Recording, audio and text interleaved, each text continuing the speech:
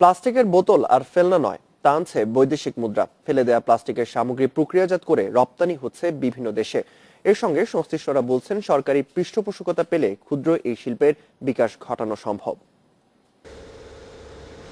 পরিবেশের শত্রু বলেই বিবেচিত পরিত্যক্ত প্লাস্টিকের সামগ্রী, অথচ ফেলনা এই সামগ্রীতে রয়েছে বৈদেশিক মুদ্রা। ফেলে দেয়া প্লাস্টিক সামগ্রী প্রক্রিয়াজাত করে রপ্তানি হচ্ছে চীন, কোরিয়া ও ভিয়েতনামে। সিলেটের এমন 14টি কারখানা প্রতি মাসে প্রায় 2.5 কোটি টাকার প্লাস্টিক টুকরো বা চিপস তৈরি করে।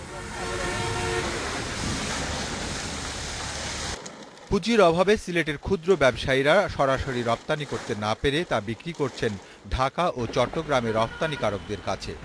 ব্যাংক ঋণ সহজ ও সুদের হার কমালে ক্ষুদ্র ব্যবসায়ীরাও বিদেশে রপ্তানির সুযোগ পেতেন, এমন দাবি তাদের। সিলেটে মোট 14টি কারখানা আছে। আমরা 14টি কারখানা প্রতি মাসে প্রায় 2.5 কোটি টাকার পুরাতন প্লাস্টিক কাটিং করে চিটাগাং এলসিএসে আমরা বিক্রি করি।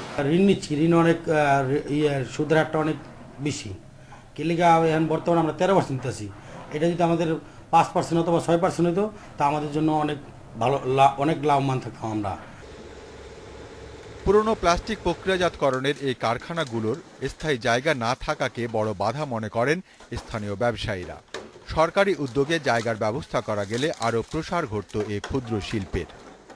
3 বছর 5 বছরের কন্ট্রাক্টের জায়গা লই, জমিদাররা কয়েকদিন পরে পরে সবসময় একটা আতঙ্কের মধ্যে থাকি আর কি আমরা, যে ওই স্থায়ী একটা জায়গার অভাবে। এই রপ্তানি পণ্য শুধু বৈদেশিক আয়ই বাড়াবে না, পরিবেশ রক্ষায় সহায়ক হবে বলে মনে করেন সিলেট চেম্বারের এই শীর্ষ নেতা। একদিকে পরিবেশের বা দূষণ থেকে রক্ষা পাচ্ছি, অন্যদিকে আমরা ডলার ইনকাম করতেছি, আমাদের বৈদেশিক মুদ্রা অর্জিত হচ্ছে।